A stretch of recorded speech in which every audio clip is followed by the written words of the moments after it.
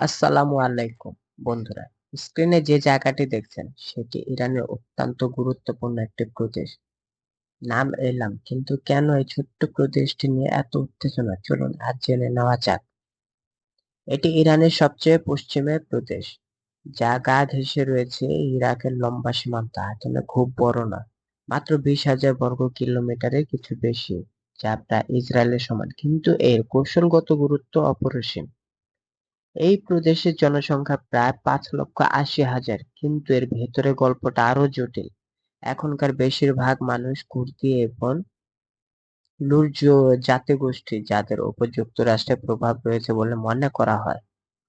ইরানের আশঙ্কা, যুক্তরাষ্ট্র যদি কখনো হামলা চালায় তাদের মূল লক্ষ্য পুরো ইরান হবে না, বরং তাদের প্রথম টার্গেট হবে এই এলাম প্রদেশ। কারণ এই প্রদেশ দখল করতে পারলে ইরানের সক্ষমতা এক বিরাট অংশ আমেরিকার নিয়ন্ত্রণে চলে যাবে।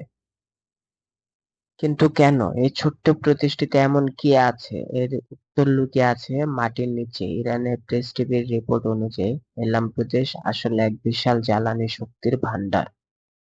ভাবতে পারেন, এই এক প্রদেশে রয়েছে প্রায় 17 বিলিয়ন ব্যারেল অপরিশোধিত তেলের মজুদ, যা ইরানের মোট তেলের 11%। শুধু তাই নয়, এখানে মজুদ আছে 14 ট্রিলিয়ন ঘনমিটার প্রাকৃতিক গ্যাস, যা দেশের মোট মজুদের 10%। এই বিপুল পরিমাণ সম্পদ এলামকে যুক্তরাষ্ট্রের টার্গেটে পরিণত করেছে। এই প্রদেশের দানান তেল ক্ষেত্রটি ইরান এবং ইরাক যৌথভাবে পরিচালনা করে। কিন্তু উদ্বেগের বিষয় হলো, ইরান যখন পুরো দমে তেল উৎপাদন চালিয়ে যাচ্ছে, ঠিক তখনই ইরাক হঠাৎ করে তার অংশের উৎপাদন বন্ধ করে দিয়েছে। শুধু তাই নয়, ওই এলাকা থেকে সমস্ত মার্কিন প্রকৌশলী ও কর্মীদের সরিয়ে নেওয়া হয়েছে। এই ঘটনাকে ইরান মোটেও হালকাভাবে নিচ্ছে না। তাদের ধারণা এটি একটি বড় কোনো পরিকল্পনার অংশ।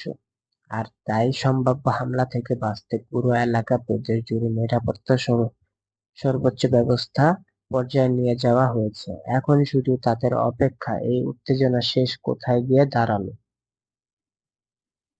তো বন্ধুরা, আজকের মতো বিদায়। নতুন কোনো ভিডিও নিয়ে আবার দেখা হবে। সে পর্যন্ত সবাই ভালো থাকবেন, সুস্থ থাকবেন, ভালোবেসে যাবেন বাংলাদেশকে।